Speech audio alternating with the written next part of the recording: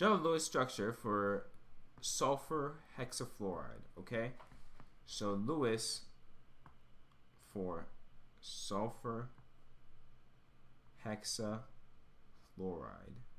and they generally give us as SF6. So before I continue, just with the name SF6, you should be able to identify what type of molecule you would get. We have sulfur hexafluoride, and hexa in this case would mean 6 of them. And based on the naming rules, give me a brief second.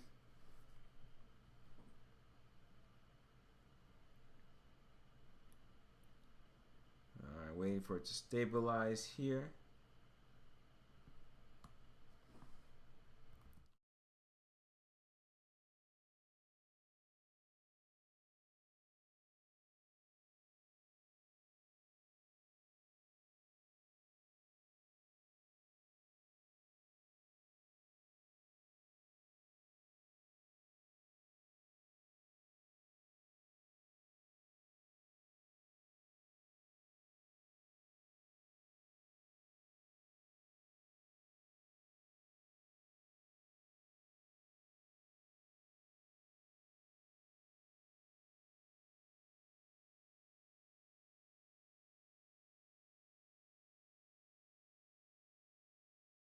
And we're back. Okay. Alright, so like I was saying, the Lewis structure for sulfur hexafluoride, for the sulfur hexafluoride part, based on the naming rules for, I would say, nonpolar molecules, this actually follows it. Because we have a sulfur and we have a hexa, meaning 6, and then fluoride falls after, meaning that we need 6 fluoride. Hence how we get SF6.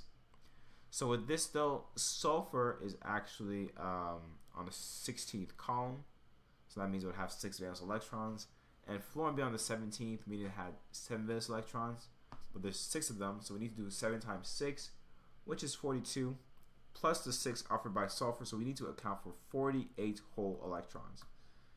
Now, that's what we did for step 1. For 2, we need to find a total number of electrons to make the atoms stable. So what I like to just start with the middle, sulfur, and we can do 1, 2, 3, 4, 5, 6. I'm just going to put the fluorides on each one.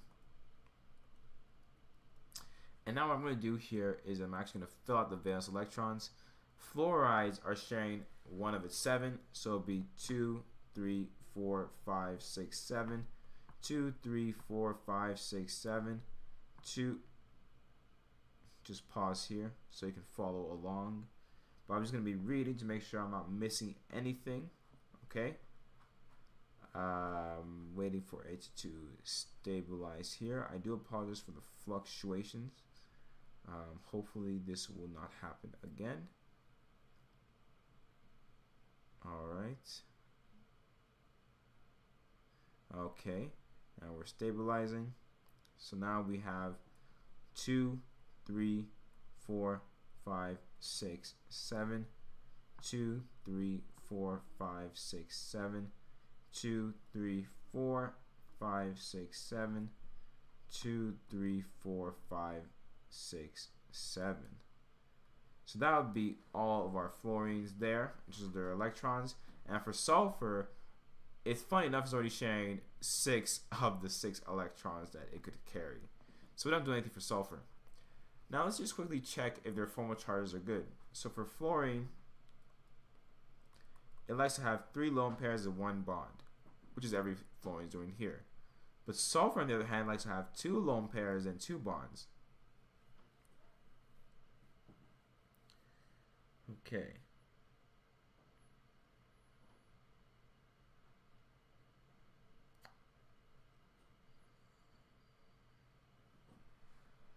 Alright, so like I was saying, sulfur likes to have 2 lone pairs and 2 bonds. But what we could actually do is convert each lone pair to 2 other bonds. Like that. And I like to do this trick because this actually tells me that even in this form, it has a formal charge of 0. So both the fluorine and the sulfur in this case have a formal charge of 0, which is what we'd expect because there is no net charge involved, which is great. Now let's just confirm if we actually have the right amount of electrons. So for every fluorine, there's 3 lone pairs, and because there's 6 fluorines, we have 18 lone pairs, and we have 6 bonds. So in total, we have 24, I guess, electron groups, which is electron pairs. So 24 times 2, we do indeed account for 40 electrons. So this would actually be the Lewis structure for sulfur hexafluoride. And there you have it. Voila. This is correct. And now let's move on to question number 9.